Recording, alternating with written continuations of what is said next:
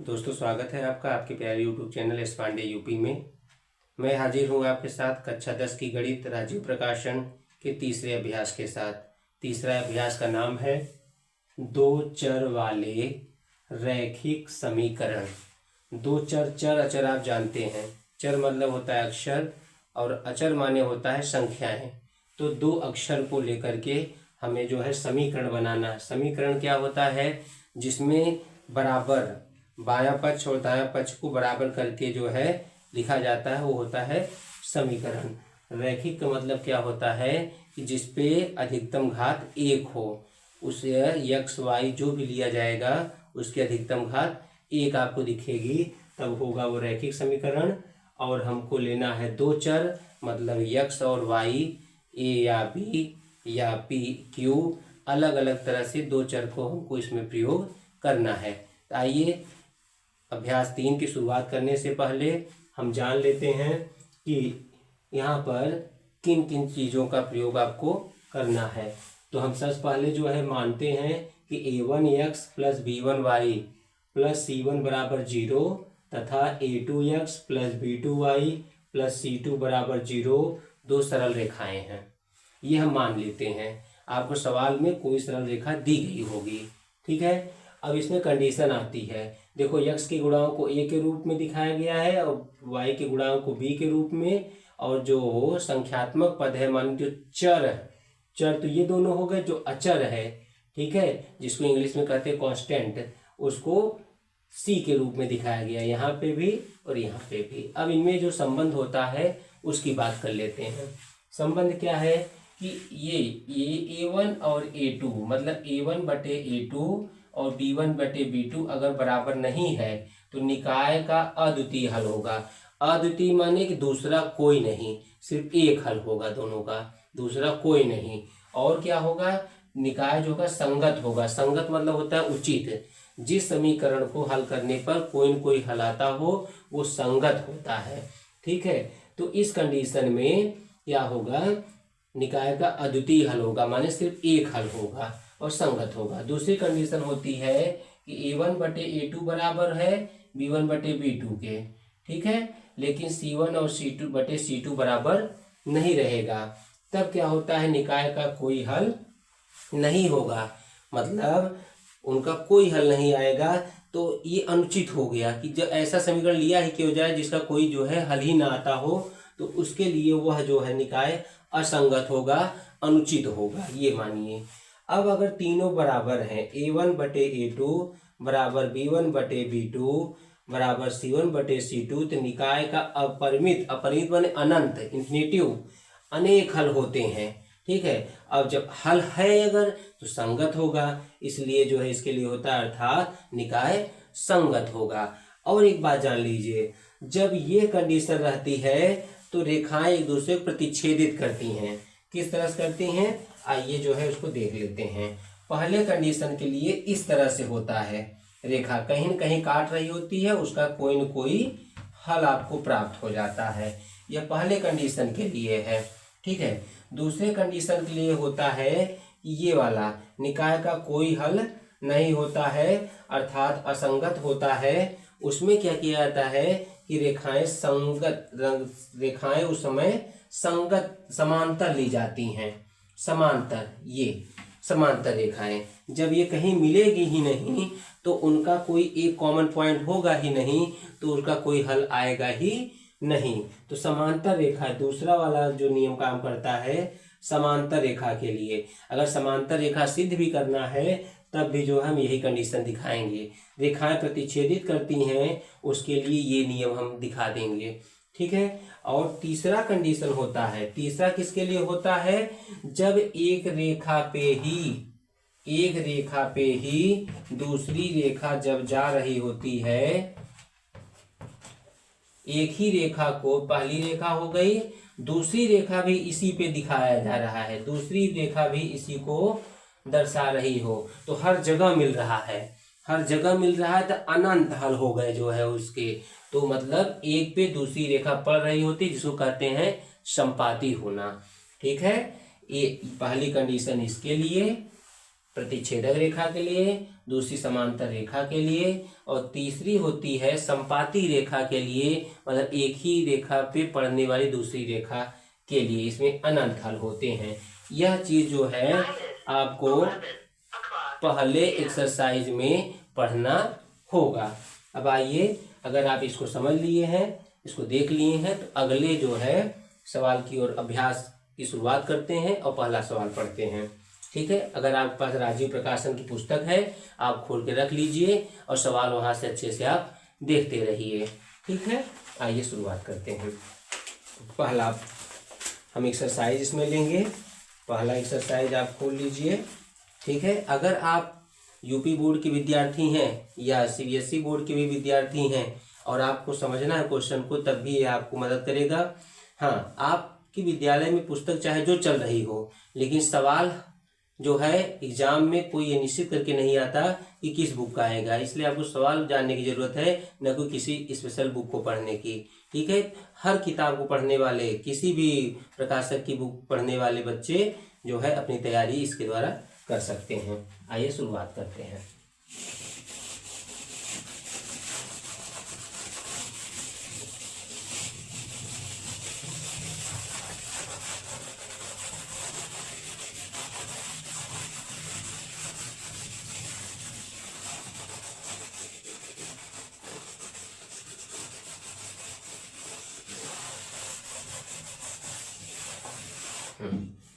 आइए देखते हैं पहला सवाल। पहले सवाल में दिया गया है, जब आप खोलेंगे, ये आप प्रश्नावली देख लीजिए, ये प्रश्नावली है, आप इसको देख लीजिए। और पहला सवाल इसमें है, क्या सिद्ध करें कि c का एक ऐसा मान है जिसके लिए निकाय cx प्लस 3y बराबर c माइनस 3 एक समीकरण हो गया। दूसरा 12x प्लस cy बराबर c के अपरिमित रूप से अनेक हल होते हैं। तो इस मान को ज्ञात कीजिए। किस मान ज्ञात करना है? c को ज्ञात करना है। आइए हम लिख लेते हैं। अभ्यास क्या हो गया? ये 3.1। ठीक है, 3.1 पहला सवाल है। क्या दिया हुआ है? ठीक, सिद्ध करना है। सिद्ध करें कि c का एक ऐसा मान है जिसके लिए निकाय अपरिमित है। आइए यहाँ पे लिख के चलते हैं। cx प्लस 3y बराबर c माइनस 3। इसको आप जो है इसको इधर ला लीजिए। तो cx प्लस 3y, इसको इधर लाएंगे तो पूरा ब्रेक माइनस आगे कर लीजिए और ये साथ में आगे आ गया बराबर 0। इसको समीकरण 1 कर लीजिए। ठीक है, दूसरा दिया हुआ है 12x प्लस cy बराबर c। इसको समीकरण आप अभी नहीं, c को इधर ले लीजिए। 12x plus cy minus c, ये हो गया समीकरण 2। ठीक, चूंकि क्या दिया गया है? चूंकि निकाय मतलब एक सिस्टम, जिसको इंग्लिश में कहते हैं सिस्टम। सिस्टम क्या हुआ? दो समीकरणों को साथ में लेकर चल रहे हैं, एक सिस्टम बन गया। तो चूंकि निकाय के अपरिमित रूप से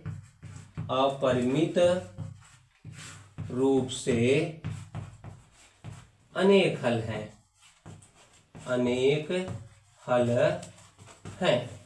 ठीक है। तो क्या कर लेंगे इसको? ये हो गया। अब हम यहाँ से a1 a2, यहाँ a1 a2 और a1 b1 और यहाँ c1 ले लेंगे। तो a1 बराबर क्या हो गया? a1 बराबर लिख लीजिए c हुआ।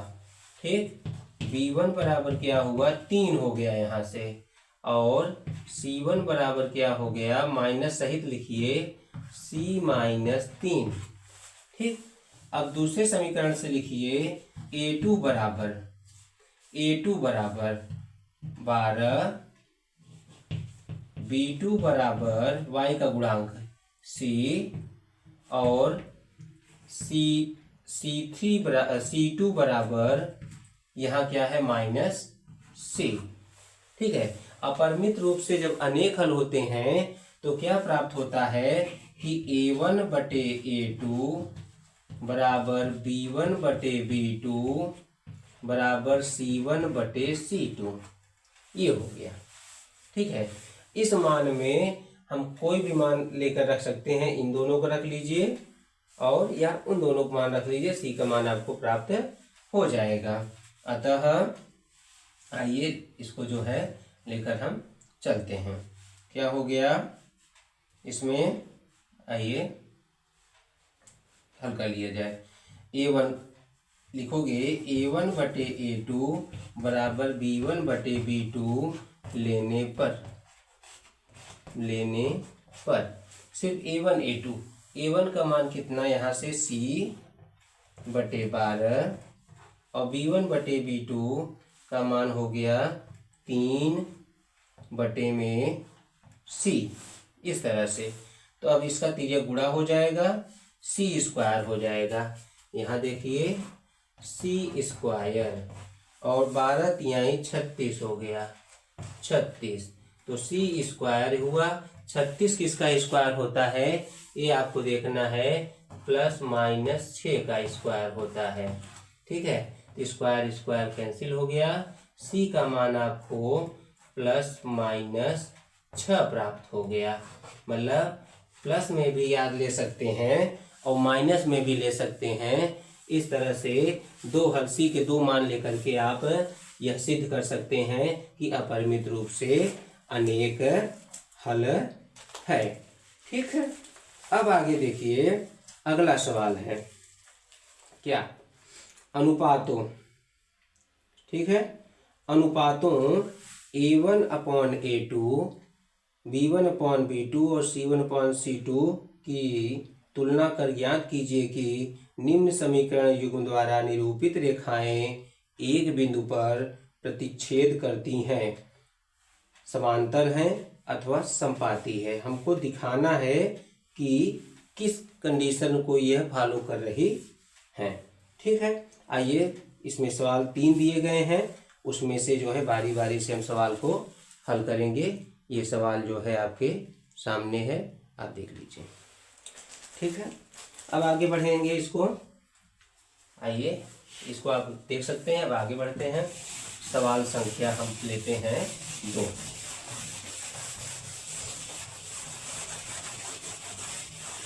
सवाल संख्या 2 पे आ जाइए। सवाल संख्या 2 में दिया हुआ है, पहला सवाल देखिए क्या है, 5x - 4y + 8 = 0 समीकरण 1 हो गया।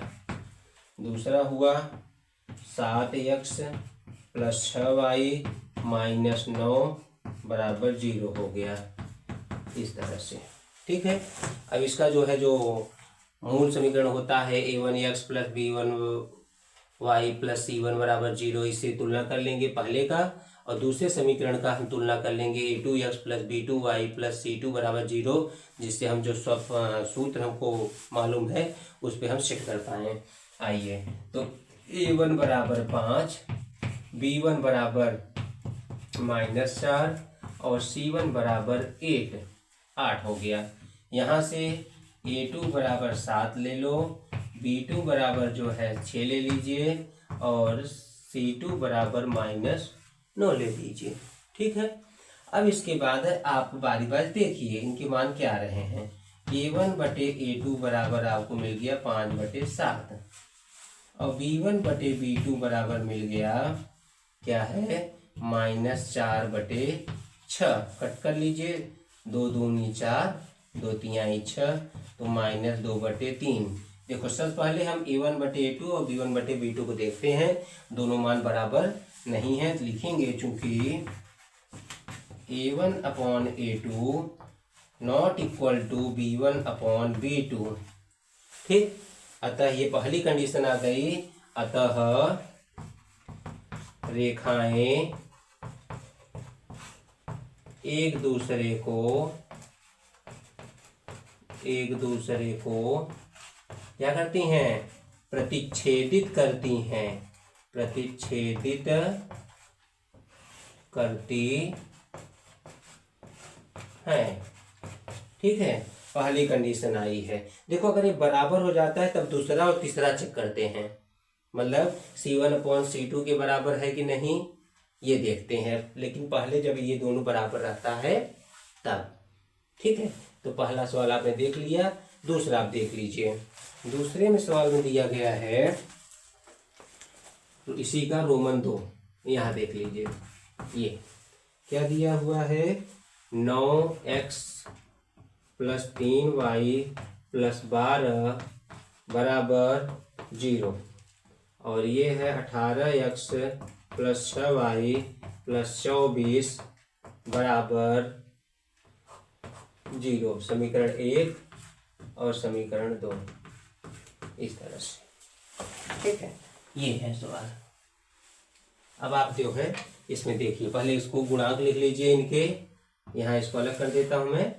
a1 बराबर 9, b1 हो गया 3 और c1 हो गया 12।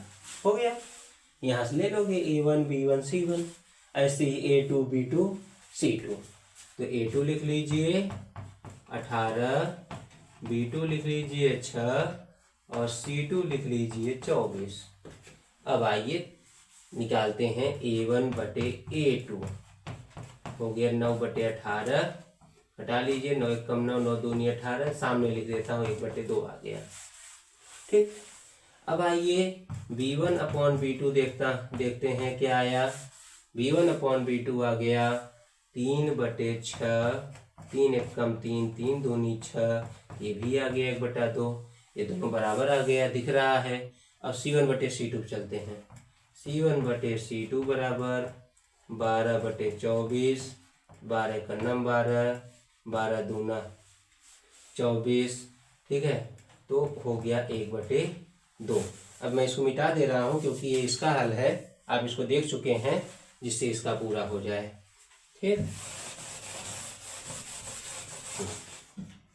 तो क्या प्राप्त हुआ आपको, क्योंकि आपने देखा क्या कि a1 बटे a2 बराबर b1 बटे b2 बराबर c1 बटे c2, यह एक दूसरे पर संपाती होने की कंडीशन है कि पहली लाइन दूसरी लाइन दोनों एक ही लाइन दर्शा रही है। यह तीसरी स्थिति प्राप्त हुई जिसमें अपरिमित रूप से अनेक हल होते हैं, लेकिन यहाँ सिर्फ यही बताना है कि काट रही है, कि समांतर है, कि संपाती है। अतः रेखाएं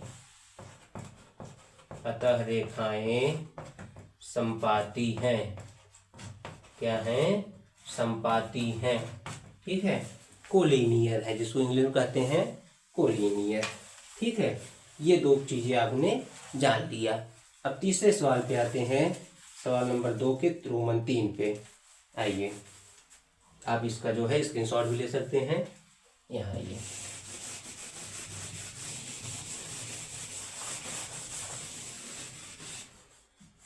इस तरह से आइए। सवाल संख्या 3 क्या दिया हुआ है। आपके पास अगर पुस्तक है तो आप पुस्तक खोल के साथ में बैठिए। अगर आप दूसरे प्रकाशन की पुस्तक पढ़ते हैं तो आप सवाल में पढ़ रहा हूँ उसको सुनिए, और जो यहाँ पर लिखता हूँ उसने से आपको समझ में आ जाएगा। तो हो गया 6x - 3y + 10 = 0। तो यहाँ हो गया 2x - y + 9 = 0। ये हो गया, ठीक। 2x - y + 9 बराबर 0। समीकरण 1 इसको कर दो और समीकरण 2 इसको कर दो। अगर हम आइए अब इसके गुणांक लिख लेते हैं। चिन्ह सहित गुणांक लिखा जाता है, इस बात को ध्यान रखना, ठीक। तो a1 बराबर हो गया 6, b1 बराबर हो गया -3 और c1 बराबर हो गया 10। a1 b1 c1। a2 बराबर आइए 2, b2 बराबर -1। जहाँ कोई नंबर दिखे वहाँ 1 होता है, इस चीज़ को जो है आप ध्यान में रखना, ठीक है। 1 कहीं लगा भी सकते हैं, कहीं हटा भी सकते हैं, ठीक। और c2 बराबर हो गया 9। यहाँ भी निकाल लीजिए अनुपात, सेम इसी तरह से, ठीक है। तब मालूम पड़ेगा कि आगे कंडीशन क्या होगी। तो a1 बटे a2 बराबर 6 बटे 2।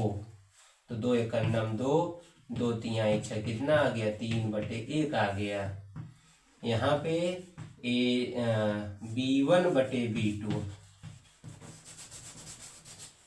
b1 बटे b2 क्या है, b1 -3 -1, इसका भी माइनस माइनस कैंसिल, 3/1, ये बराबर हो गया। अगर बराबर नहीं होता तो रुक जाते, बराबर आ रहा होता है तो हम C1/C2 निकालते हैं।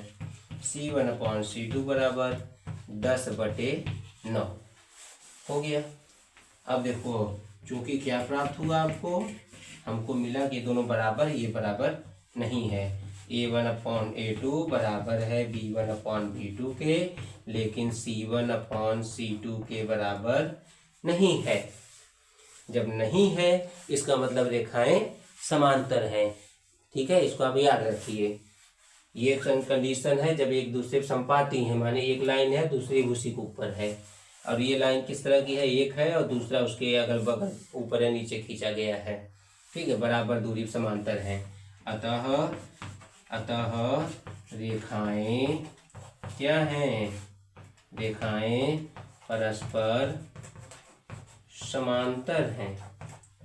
यहाँ लिखिए समांतर हैं ये। ठीक, आप इसका स्क्रीनशॉट ले लीजिए, ये आपको प्राप्त हो गया। ठीक है, अब हम सवाल नंबर चलेंगे 3 पर। आइए 3 में क्या दिया हुआ है। 3 में दिया हुआ है अनुपातों A1/A2, B1/B2 तथा C1/C2 की तुलना कर ज्ञात कीजिए कि निम्नलिखित समीकरणों के युग्म संगत है या असंगत। देख लीजिए, यही वाली कंडीशन जो होती है, जब समांतर होता है तभी असंगत होता है। अगर ये कंडीशन आ गई तो क्या हो जाएगा, असंगत। ठीक है, क्योंकि इसका कोई हल नहीं होता है, तो वही असंगत है। बाकी दोनों कंडीशन जो आते हैं वो संगत के होते हैं। ठीक, ये है सिद्ध करना है इसमें कि संगत है या असंगत। ये है, इसमें 4 सवाल दिए गए हैं। इसको जो है आप देख लीजिए अपने स्क्रीन पे इस तरह से। ठीक है, 4 सवाल दिए हैं। आइए इसको बताते हैं। आइए, ये हो गया।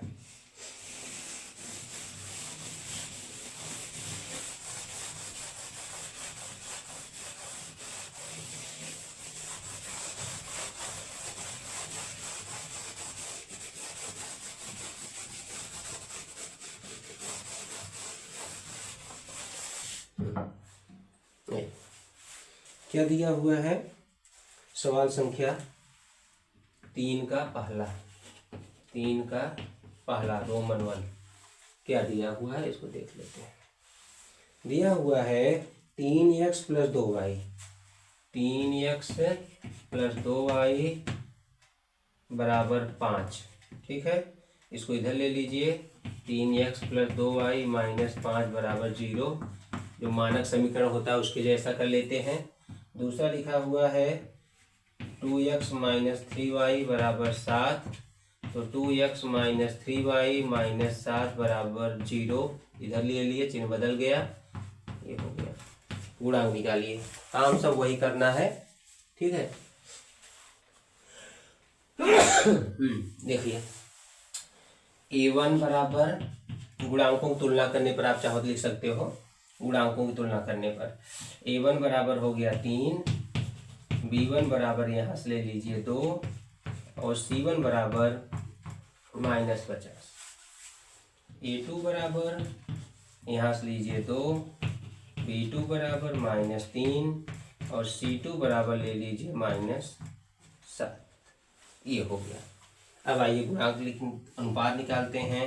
A1/A2 बराबर कितना, 3/2 के, और यहाँ B1/B2 क्या हो गया, 2/-3। देखो ये धनात्मक है, ये ऋणात्मक है, अलग हो गया।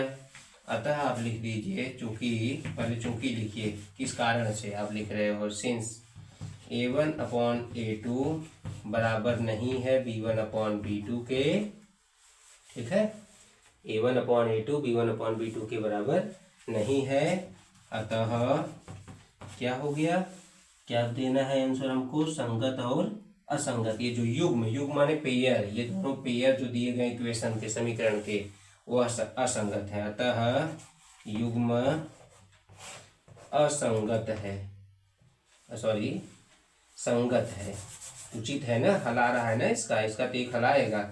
अतः युग्म संगत है, माने समीकरणों को जो जोड़ा दिया है वो ठीक है, युग्म संगत है। ठीक है, ये आपने देखा, इसको अच्छे से आप जो है नोट कर लीजिए। अब आते हैं दूसरे सवाल पे।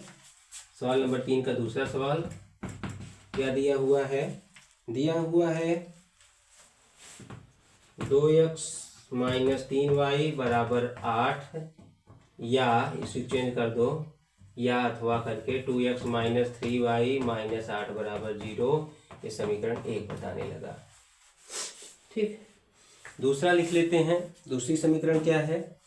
दूसरा है 4x माइनस 6y बराबर 3, जिसको इधर लाइए, या करके या अथवा लिख करके 4x माइनस 6y माइनस 9 बराबर 0। समीकरण ये 2 हो गया। गुणांकों की तुलना करने पर, गुणांकों की तुलना, ठीक है, तुलना करने पर किससे तुलना किया? जो मानक समीकरण होता है उससे। तो a1 बराबर हो गया 2, b1 बराबर हो गया -3, और c1 बराबर हो गया -8, इस तरह से। और यहाँ पर a2 बराबर 4, b2 बराबर क्या लिखेंगे? -6, और c2 बराबर लिखेंगे -9, इस तरह से। अब आइए निकालते हैं अनुपात इनका। a1 अपॉन a2 बराबर 2/4, b1 अपॉन b2 2/4, तो 2 1 2, 2 दूनी 4 हो गया 1/2।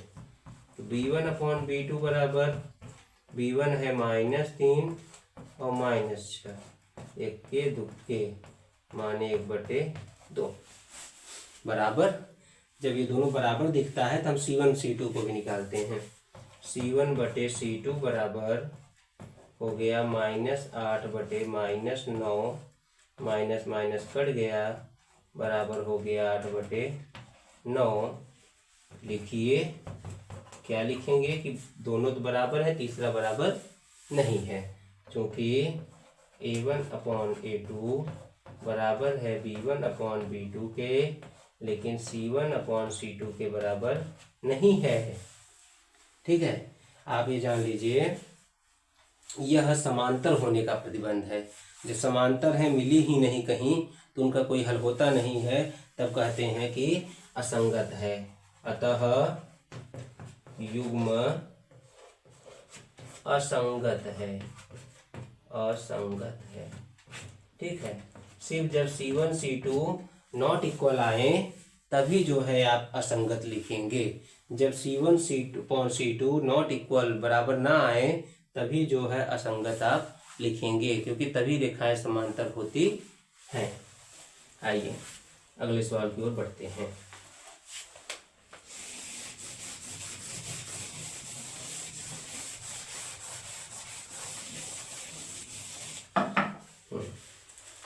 क्या है? आइए, सवाल संख्या हुआ 3। सवाल संख्या 3 ये है 3/2 x प्लस 5/3y बराबर 7, अथवा 3/2x प्लस 5/3y माइनस 7 बराबर 0। समीकरण 1। ठीक है, दूसरा लिखते हैं। दूसरे में क्या दिया हुआ है? 9x माइनस 10y बराबर 14। इसको इधर ले लीजिए, अथवा लिख करके या लिख करके 9x माइनस 10y माइनस 14 बराबर 0। समीकरण हो गया 2। गुणांक लिख लेते हैं इनका। गुणांक लिख लिया जाए। गुणांक में क्या दिया है? यहाँ से a1 b1 c1।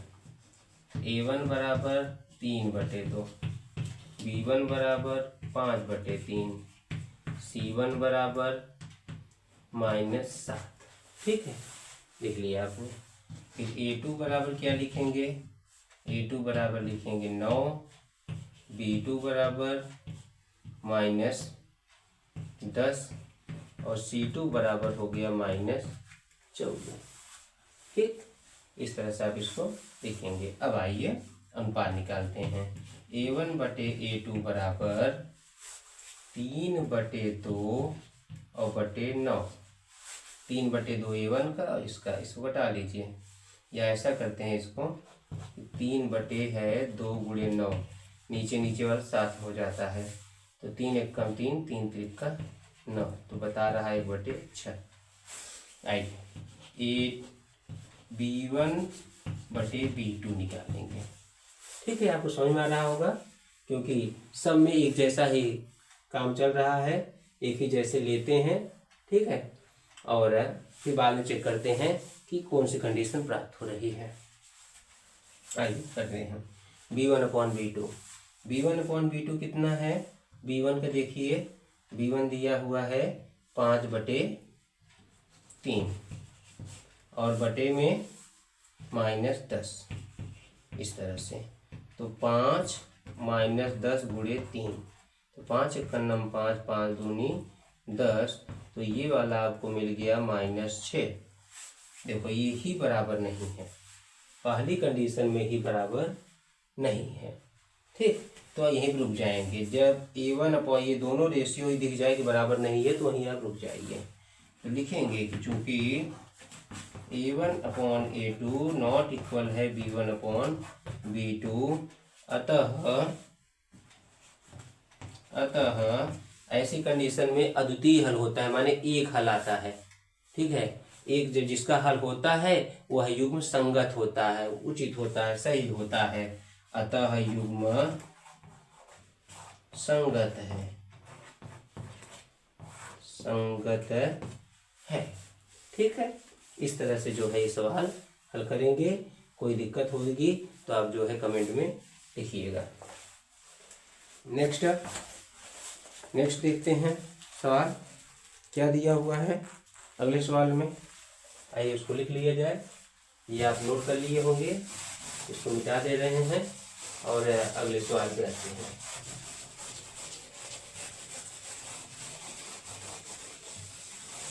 अगले सवाल पे आइए देखा जाए क्या है सवाल में। सवाल संख्या है 4।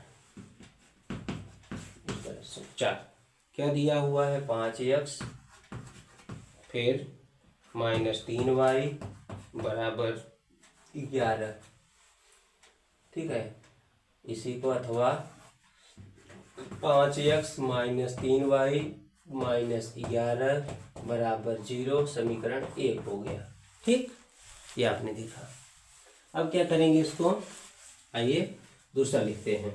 दूसरा दिया हुआ है -10x + 6y बराबर -22 अथवा -10x + 6y प्लस आ गया इधर 22 बराबर 0 समीकरण 2 हो गया, इस तरह से। ठीक, आइए A1/A2 ये पहले सब निकाल ले, गुणा हम लिख लेते हैं। तो A1 बराबर पहले से 5, B1 बराबर -3 और C1 बराबर -11। ठीक है, इस तरह से। फिर A2 बराबर यहाँ से -1 माने कि समीकरण 1, 2 माने समीकरण 2 से लिया गया। ठीक है, तो A2 बराबर कितना हुआ? A2 बराबर -10 हो गया, B2 बराबर कितना 6 हो गया और C2 बराबर कितना लिया गया 22। इस तरह से दिया गया मान है। अब आप अनुपात निकाल लीजिए। A1/A2 बराबर क्या हो गया? 5 बटे में -10 घटा लेते हैं, 5 एकम 5, 5 दूनी 10, मतलब हो गया -1/2। ठीक, अब करेंगे V1/V2 बराबर V1/V2 कितना, मान रखिए -3/-6। 3 एकम 3, इधर -6 नहीं है, -6 नहीं है, इसको रिकॉर्ड से हटाइए। ठीक है, 6, तो 3 एकम 3, 3 दूनी 6, तो मतलब 1/-1/2 ये भी आ गया। ठीक है, दोनों बराबर है तो हमको C1/C2 भी निकालना पड़ेगा। तो C1/C2 बराबर क्या है, -11/22, एकम 11 दूना 22, तो मतलब हो गया -1/2। इस तरह से -1/2।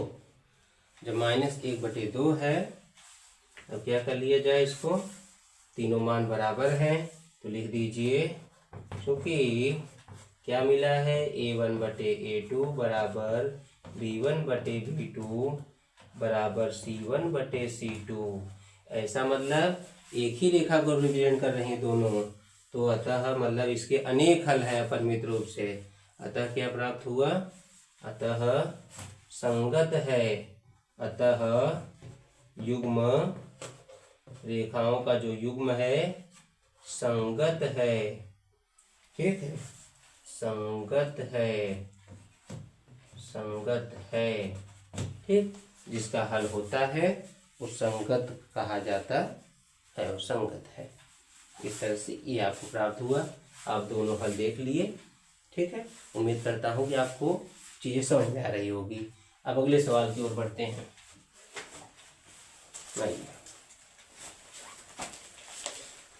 ठीक, अगले सवाल की ओर। सवाल संख्या 4, निम्न रैखिक समीकरणों के युग्मों में से कौन से युग्म संगत या असंगत हैं। अभी भी हमने यही किया, अगले सवाल में भी यही कह रहा है। ठीक है, एनसीईआरटी का क्वेश्चन एक्सरसाइज का है ये क्वेश्चन, और इधर भी जो हमने बताया था अभी तक जितने सवाल बताए, सवाल संख्या 2, सवाल संख्या 3, सवाल संख्या 4, सब एनसीईआरटी से लिए गए हैं। ठीक, आप जो है इसमें बताता है कि कौन सा क्वेश्चन कहाँ से लिया गया है, आप इसको देख लीजिए। सवाल संख्या 4, आइए यही चीज देखना है हमको उसमें भी। ठीक, आइए करके देखते हैं।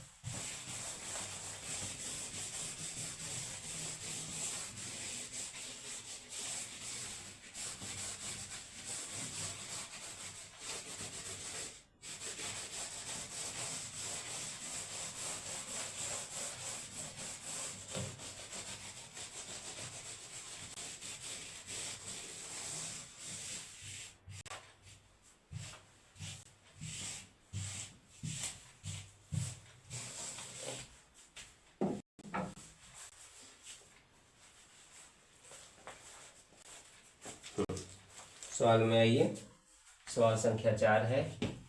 4 में पहला सवाल रोमन। ठीक, सवाल इसमें दिए हैं 4, 2-2 करके हम जो है इसमें देखेंगे।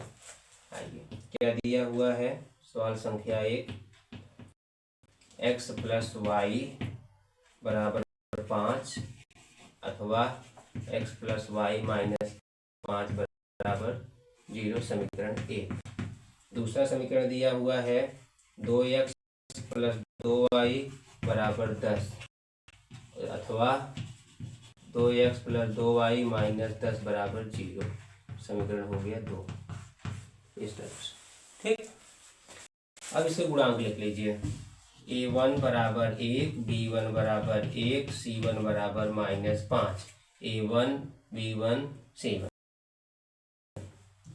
a2 बराबर हो गया 2, b2 बराबर हो गया 2 और c2 बराबर हो गया -10। ठीक है, इस तरह से। अब आइए अनुपात निकालिए। a1/a2 बराबर क्या होगा, 1/2 है, 1/1 और 2। अब आइए B1/B2 1/2 हो गया। C1/C2 निकालिए, क्या हो गया -5/-10 51 दूना 1/2। क्या रहा है आपको मालूम हुआ कि चूंकि A1/A2 बराबर B1/B2 बराबर C1/C2, अतः क्या है युग्म संगत है। ठीक है, ऐसी कंडीशन में क्या होता है, एक दूसरे पे संपाती रहता है। ऐसी कंडीशन में एक रेखा दूसरे पे संपाती रहता है तो अपरिमित रूप से अनेक हल होते हैं, अतः युग्म संगत है। ठीक, ये आपको हल प्राप्त हुआ, कुछ अलग नहीं बताया। अभी जितने सवाल बताए जा रहे हैं सब एक ही तरह से बताए जा रहे हैं। अब आइए सवाल संख्या 2 में। सवाल संख्या 2 में क्या कह रहा है, सवाल संख्या 2 में है कितना, सवाल संख्या 2 में दिया हुआ है x माइनस वाई बराबर 8 अथवा x माइनस वाई बराबर -8। इधर ला लीजिए बाएं तरफ, एक समीकरण हो गया। दूसरा समीकरण लिखिए, क्या दिया है 3x माइनस 3y बराबर 16, अथवा इसको चेंज कर लो 3x माइनस 3y माइनस 16 बराबर 0। इस तरह से हो गया। आइए अब इसका मान देखते हैं। ये सवाल नंबर आपका 2 था। गुणांक A1 बराबर 3 नहीं, A1 बराबर 1, B1 बराबर भी -1 और C1 बराबर -8। अब आइए समीकरण 2 है ये। समीकरण 2 पे क्या हो गया, A1 बराबर 3, B1 बराबर -3 और C1 बराबर -16। मान लिख लो, A1/A2 बराबर 1/3, फिर B1/B2 बराबर कितना मान मिलेगा, देखो क्या है -1 और बटे में -3, तो माइनस माइनस कैंसिल हो गया, 1/3 आ गया। जब A1/A2 और B1/B2 बराबर हो जाए तो C1/C2 निकालते हैं। फिर C1/C2 बराबर -8 बटे -16, 8 1 8, 8 दूनी 16, 1/2 आ गया। तो क्या हुआ, क्योंकि आप लिखो इसको A1/A2 बराबर है B1/B2, लेकिन बराबर नहीं है C1/C2 के। C1/C2 के बराबर नहीं है। ऐसा कब होता है, ऐसा तब होता है जब रेखाएं समांतर रहती हैं। ठीक है, उसमें कोई हल प्राप्त नहीं होता, अतः ठीक है, हल नहीं प्राप्त होता, असंगत हो गया युग्म में। जो समीकरणों को जोड़ा है वो ठीक नहीं है, अतः युग्म पेयर ऑफ इक्वेशन युग्म असंगत है, असंगत है, युग्म असंगत है। ठीक है, इस तरह से इसको हल किया जाएगा। आपने देख लिया। ठीक है, तो सवाल संख्या 4 है, उसका रोमन 1 रोमन 2। अब आप पढ़ोगे इसका सवाल नंबर 3 और सवाल नंबर 4, जो कि इसी तरह से उसको भी लगाना है। आइए देखते हैं।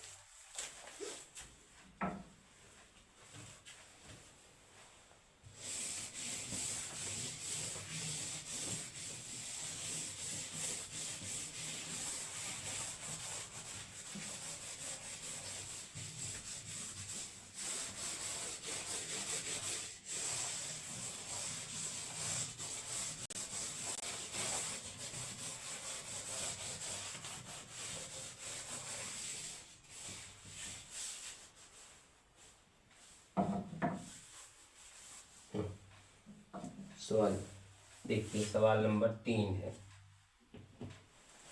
सवाल नंबर 3 में क्या दिया है? दिया हुआ है 2x प्लस वाई माइनस 6 बराबर 0 समीकरण 1। दूसरा दिया हुआ है 4x माइनस 2y माइनस 4 बराबर 0। ये हो गया समीकरण 2। इस तरह से अब हम उसमें आगे बढ़ेंगे, सवाल देखेंगे, गुणांक लिखेंगे इसका। a1 बराबर हो गया 2, b1 बराबर हो गया 1 और c1 बराबर हो गया -6। a2 बराबर हो गया 4, b2 बराबर हो गया -2 और c2 बराबर हो गया -4। इस तरह से अब इसको हम जो है देखेंगे अनुपात इसका। a1 बटे a2 बराबर 2/4। 2 से 4 कटता है तो 2 1 कम 2, 2 दूनी 4 कर दो, 1/2 कर दो। ठीक है। अब लिखेंगे b1/b2 को। इसमें हो गया 1/-2। ठीक, मतलब माइनस ऊपर ले जाना चाहो या सामने रखना चाहो तो ऐसे हो गया। अब यहीं रुक जाइए, दोनों अलग हो गए तो रुक जाइए। ठीक, जब दोनों समान आए तब हम c1/c2 की तरफ बढ़ते हैं। तो हो गया, चूंकि a1/a2 not equal to b1/b2। ठीक, तो प्रतिच्छेदित करती हैं रेखाएं और उसका एक अद्वितीय हल होता है और युग्म संगत होते हैं, अतः युग्म संगत हैं। ठीक, एक ही तरह के सवाल कई कई बार इसलिए प्रश्नावली में दिया रहता है जिससे कि आपको जो है उसकी आदत पड़ जाए सवाल लगाने की। ठीक, अब आगे आइए, सवाल संख्या 4। सवाल संख्या 4, 5x माइनस 3y बराबर 11 दिया हुआ है, अथवा 5x माइनस 3y और ये हो गया प्लस, इधर लाइए तो -11 बराबर 0 समीकरण 1 हो गया। दूसरा लिखेंगे -10x प्लस 6y बराबर -22। इधर लाएंगे, माइनस इधर लाएंगे तो -10x प्लस 6y प्लस 22 बराबर 0। इस तरह से। ठीक, अतः अब आ जाओ, गुणांक लिख लो इसका। a1 बराबर 1 वाले समीकरण से 5, b1 बराबर -3 और c1 बराबर -11। इस तरह से a2 बराबर -10, b2 बराबर 6 और c2 बराबर 22। इस तरह से प्राप्त हुआ। ठीक, अब आप अनुपात निकाल लीजिए। a1/a2 बराबर क्या हो रहा है? a1/a2 बराबर 5/-10। 5 × 5 और 5 दूनी 10 होता है तो -1/2 आ गया। ठीक है, अब आप ये क्या करिए कि b1/b2 बराबर लिखिए। b1/b2 क्या है? -3/6। ये भी कट कर लो, 3 × 3, 3 दूनी 6 तो आ गया -1/2। c1/c2 पे आ जाइए। c1/c2 बराबर -11/22 कम दूनी हो गया -1/2। तो लिख लो, चूंकि a1/a2 बराबर b1/b2 बराबर c1/c2। तीनों बराबर हैं। तीनों बराबर हैं मतलब कि रेखाएं समपाती हैं। समपाती हैं तो अनेक हल है उसके, अनेक हल है तो संगत है, अतः युग्म असंगत, गलत युग्म संगत है। मैंने बोला उचित है, संगत है। ठीक है, इस तरह से 4 सवाल आपके पूरे हुए हैं। आज की वीडियो में एक सवाल अभी और बताएंगे और बाकी का अगले भाग में। ठीक है, तो बने रहिए वीडियो में। सवाल संख्या क्या है? 5 दिया हुआ है। एक आयताकार बाग जिसकी लंबाई चौड़ाई से 4 मीटर अधिक है का अर्ध परिमाप 36 मीटर है। बाग की बीमाएं ज्ञात कीजिए। ये सवाल आप देख लीजिए, क्योंकि मैं बोर्ड पे इसको लिख नहीं रहा हूँ। सवाल संख्या 5, ठीक है, ये आप देख लीजिए। आइए इसको करते हैं।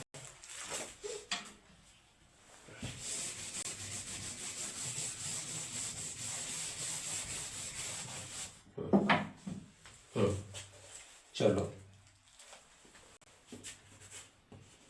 एक आयताकार बाग में, एक आयताकार बाग में, ठीक है, क्या दिया गया? जिसकी लंबाई चौड़ाई से 4 मीटर अधिक है। चौड़ाई से 4 मीटर अधिक है। क्या दिया गया है? माना चौड़ाई x मीटर है। तो प्रथम शर्तानुसार क्या दे दिया? कह रहा है लंबाई जो है वह क्या है? चौड़ाई से 4 मीटर ज्यादा, माने x प्लस 4 मीटर हो गया। ठीक, अब द्वितीय शर्तानुसार दे रहा है। द्वितीय शर्तानुसार उसमें क्या दे रहा है? अर्ध परिमाप दिया हुआ है। आधा परिमाप, यही बोर्ड जो देख रहे हैं यही आयताकार होता है। ठीक, इसी तरह का अर्ध परिमाप 2 बार लंबाई और 2 बार चौड़ाई होता है। फुल परिमाप में अर्ध परिमाप करते हैं तो 1 बार लंबाई 1 बार चौड़ाई होती है। तो क्या हो गया? अर्ध परिमाप दिया गया है 36 मीटर। 36 मीटर मतलब लंबाई धन चौड़ाई बराबर ही हो गया 36 मीटर। मान रख दीजिए वहां से। क्या है? लंबाई का मान है x प्लस 4 और चौड़ाई का मान है x, तो 36 मीटर। कोष्टक तोड़ोगे, x प्लस 4 प्लस x बराबर 36 मीटर, तो हो गया 2x प्लस 4 बराबर 36 मीटर। 4 को ले जाइए दूसरी तरफ, 2x बराबर हो गया 36 माइनस 4 मीटर, तो हो जाएगा कितना? 36 में 4 माइनस करोगे तो आएगा 32 मीटर। और फिर x बराबर हो जाएगा 32/2 मीटर। काटोगे जब इसको 2 से तो आपको मिलेगा 16 दूना 32 होता है, 16 मिलेगा। ठीक, लिखेंगे आप 16। क्या लिखेंगे? x बराबर 16 मीटर। अतः x प्लस 4 बराबर कितना हो गया? 16 प्लस 4 मीटर मतलब 20 मीटर। अतः बाग की